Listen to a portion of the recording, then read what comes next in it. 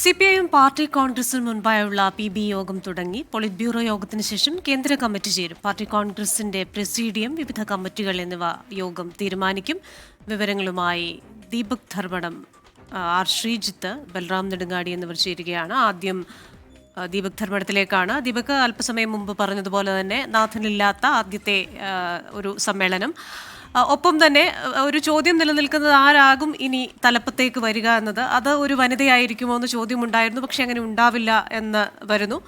കേരള CPIM-ന്റെ ഒരു പ്രാധാന്യത്തെക്കുറിച്ച് ഇപ്പോൾ നേതാക്കൾ സംസാരിക്കുന്നത് നമ്മൾ കേട്ടു. അവിടെ നിന്നുള്ള ഏറ്റവും പുതിയ വിവരങ്ങൾ.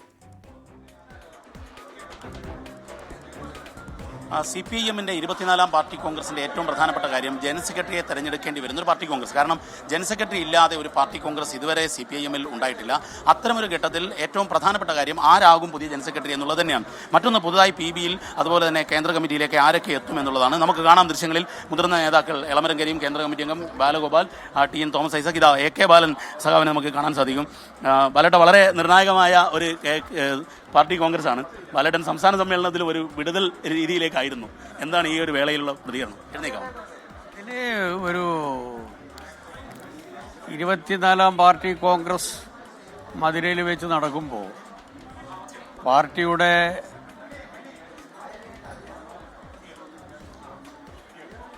പ്രധാനപ്പെട്ട സന്ദേശം ഇന്ത്യ രാജ്യം മൊത്തത്തിൽ ശ്രദ്ധിക്കുന്നതാണ്. കാരണം മറ്റേതൊരു കാലഘട്ടത്തിലും കിട്ടാത്ത പ്രാധാന്യമാണ് പൊതുവിൽ 24-ാം പാർട്ടി കോൺഗ്രസിന് കാണുന്നത്. കാരണം ഇന്ത്യൻ രാഷ്ട്രീയത്തിലെ ഒരു ഇടപെടൽ ശേഷി, അതുമായി ബന്ധപ്പെട്ടുകൊണ്ടുള്ള ഗുണപരമായ ഒരു മാറ്റത്തിന് CPIM-ന്റെ നയം നിർണായകമാണ്. CPM-ന് അതിന്റെ ഭാഗമായി വളർച്ച ഉണ്ടായിട്ടുണ്ടോ ഇല്ലയോ എന്നുള്ളത് വേറെ പ്രശ്നം. പക്ഷേ CPIM രൂപപ്പെടുത്തിയ ആശയതലം ഇന്ത്യൻ രാഷ്ട്രീയത്തിൽ ഗുണപരമായിട്ടുള്ള മാറ്റങ്ങൾ എപ്പോഴും ഉണ്ടാക്കിയിട്ടുണ്ട്. അതുപോലെ തന്നെയായിരിക്കും 24-ാം പാർട്ടി കോൺഗ്രസ് രൂപപ്പെടുത്തുന്ന രാഷ്ട്രീയ പ്രമേയത്തിന്റെ ഉള്ളടക്കവും പ്രാധാന്യവും.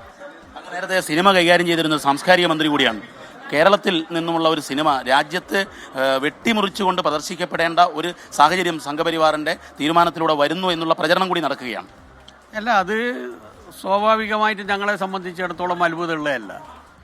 ഹിന്ദുത്വ ആശയം ഏതു രൂപത്തിലാണ് വിവിധ മേഖലകളിൽ കടന്നു കയറുന്നത്, അതിൻ്റെ സ്വതന്ത്രമായ ജനാധിപത്യ സ്വഭാവത്തെയും അതിൻ്റെ ഉള്ളടക്കത്തെയും ഇല്ലാതാക്കാൻ വേണ്ടി വർഗീയ ഫാസിസ്റ്റ് ശക്തികൾ ഏതെല്ലാം തലത്തിൽ ഇടപെടും എന്നുള്ളതിൻ്റെ തെളിവുകൾ പ്രത്യേകിച്ച് സാംസ്കാരിക രംഗത്ത് നമ്മളിപ്പോൾ കാണുകയാണ്. രാഷ്ട്രീയ രംഗത്തെ സംബന്ധിച്ചിടത്തോളം ഹിന്ദുത്വ അജണ്ട അവർ നടപ്പിലാക്കിക്കൊണ്ടിരിക്കുകയാണ്. അതിൻ്റെ മറ്റൊരു പ്രതിഫലനമാണ് ഇപ്പോൾ സാംസ്കാരിക രംഗത്ത് നമ്മൾ കാണുന്നത്. അതിൻ്റെ ഏറ്റവും നല്ല ഒരു ഉദാഹരണമാണ് ഇപ്പം നമ്മൾ കേരളത്തിൽ കണ്ടുകൊണ്ടിരിക്കുന്നത്. സംബന്ധിച്ചിടത്തോളം വലിയ അത്ഭുതമൊന്നുമില്ല. അപ്പോൾ ഇതിനെതിരായ ശക്തമായിട്ടുള്ള നിലപാടെടുക്കാൻ സാധിക്കണം. അതിൽ ആശങ്കപ്പെട്ടു പോകരുത്, ഭയപ്പെട്ടു പോകരുത്. അതാണ് പ്രത്യേകിച്ച് ഈ രംഗം കൈകാര്യം ചെയ്യുന്ന കലാകാരന്മാരോടും പ്രതിഭകളോടും ഞങ്ങൾക്ക് അഭ്യർത്ഥിക്കാനുള്ളത്. വളരെ കൃത്യമായി ക്രിസ്റ്റീന, ഇതിൽ സാംസ്കാരിക രംഗത്ത് പ്രത്യേകിച്ചും സിനിമാ രംഗത്ത് പോലും ഇത്തരത്തിലുള്ള സന്ദേശങ്ങൾ, ഒരു ഗുജറാത്തിനെ ഓർമ്മപ്പെടുത്തുന്ന ഒരു സന്ദേശം വെട്ടിമുറിക്കപ്പെടുന്നു. അതിന് എതിരായ പ്രചരണങ്ങൾ നടക്കുമ്പോൾ പ്രതിരോധം തീർക്കുക എന്നുള്ളതാണ് ഏറ്റവും പ്രധാനപ്പെട്ട കാര്യം. ആ കാര്യമാണ് AK ബാലൻ പങ്കുവച്ചത്. നമുക്ക് ദൃശ്യങ്ങളിൽ എളമരം കരീം കേന്ദ്ര കമ്മിറ്റി അംഗത്തെ കാണാം. കരീം തുടങ്ങുകയാണ് പാർട്ടി കോൺഗ്രസ്, ഇപ്പോൾ CC തുടങ്ങാൻ പോവുകയാണ്. സെൻട്രൽ കമ്മിറ്റി അവസാനത്തെ മിനുക്ക് പണിക്ക് അജണ്ട അതുപോലുള്ള കാര്യങ്ങളൊക്കെ തീരുമാനിക്കാൻ കൂടാൻ പോകും. ഇതിൽ പ്രധാനപ്പെട്ട കാര്യം അജണ്ടയും സബ് കമ്മിറ്റിയും മാത്രം തീരുമാനിക്കാനുള്ള യോഗമാണ്. അതെ, സമ്മേളന നടത്തിപ്പിന്റെ അവസാനത്തെ കാര്യങ്ങൾ മാത്രം. Thank you. ഏതായാലും സമ്മേളനത്തിന്റെ PB കഴിഞ്ഞ ഉടനെ തന്നെ CC അംഗങ്ങൾ അങ്ങോട്ടേക്ക് ചേരും. CC യോഗം ചേരും. ആ CC യോഗത്തിലായിരിക്കും നമ്മുടെ സമ്മേളനത്തിന്റെ അജണ്ട, അതായത് പാർട്ടി കോൺഗ്രസിന്റെ അജണ്ട അംഗീകരിക്കുന്നത്.